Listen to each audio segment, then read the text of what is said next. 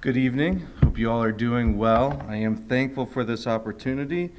I'm thankful that Cooper asked me to speak in his place tonight. So I'm thankful for that.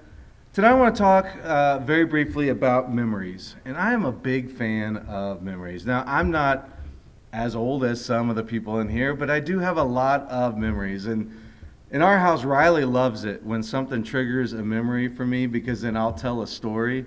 And she loves hearing some of the stories that I have to tell her, like falling out of cars or surfing through sewers and things like that.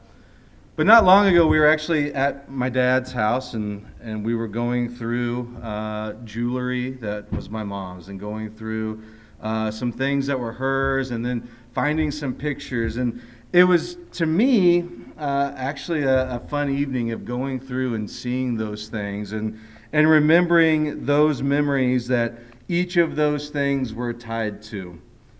In Revelation chapter 2, Jesus is talking to the church of Ephesus in Revelation chapter 2, verses 1 through 5. And we'll read that real quick. But he wants them to also remember something. And the lesson that he wants them to remember is something that I think at times we all struggle with and need to remember as well.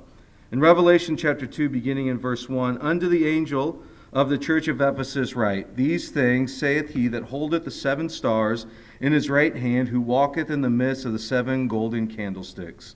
I know thy works, and thy labor, and thy patience, and how thou canst not bear them which are evil. And thou hast tried them which say they are apostles, and are not, and hast found them liars, and hast borne, and hast patience, and for my name's sake hast labored, and hast not fainted. Nevertheless, I have somewhat against thee, because thou hast left thy first love.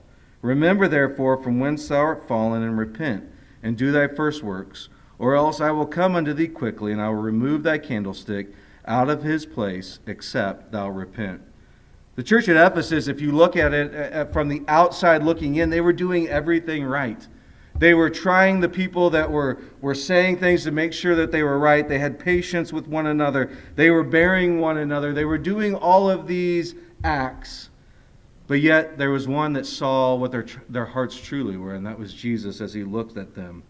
And he wanted them to remember the reason why we do all of these things isn't because, well, I just have to do these things. The reason why the church at Ephesus was supposed to be doing those things, and how the reason why each of us each day should live for God, is because of that very first love that we have towards him, because of the love that was shown towards us. And so there are times where I think I lose sight. I know I do, and I'm assuming if I do, others do as well, that I forget what it felt like when I realized that I needed Christ's blood to wash my sins away.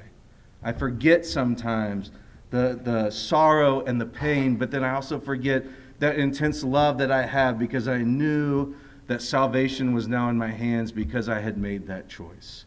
And so as we think about remembering, let's remember that first love that we each had, that convicted us to take that step to put on Christ in baptism. If there are any needs of the congregation, come now as we stand and as we sing.